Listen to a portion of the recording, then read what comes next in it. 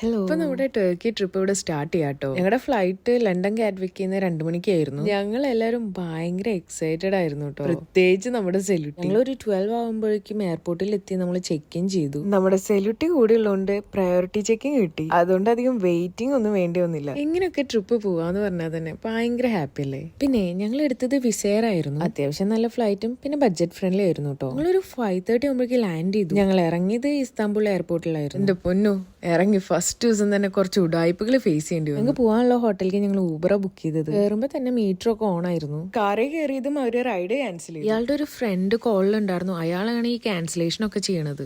എന്നിട്ടൊരു ഡയലോഗും metre charge തരണം. കുറെ ഒപ്പോസ് ചെയ്തു, ഒരു കാര്യം ഉണ്ടായിരുന്നില്ല. അത് കഴിഞ്ഞ് നേരെ ഞങ്ങൾ ഹോട്ടലിൽ ചെക്ക് ഇൻ ചെയ്ത് കയറി. അത് അത്യാവശ്യം നല്ല ഹോട്ടലായിരുന്നു, പിന്നെ വേർത്തിറ്റും ആയിരുന്നു. വന്നപ്പോ തന്നെ നല്ല ടയേർഡ് ആയിരുന്നു കേട്ടോ. അപ്പൊ പിന്നെ നേരെ ഫ്രഷ് ആയി ഫുഡും കഴിച്ച് പിന്നെ കിടന്നുറങ്ങി. അപ്പൊ ശരി ഗൈസ്, നാളെ പാക്കലാം. See you then.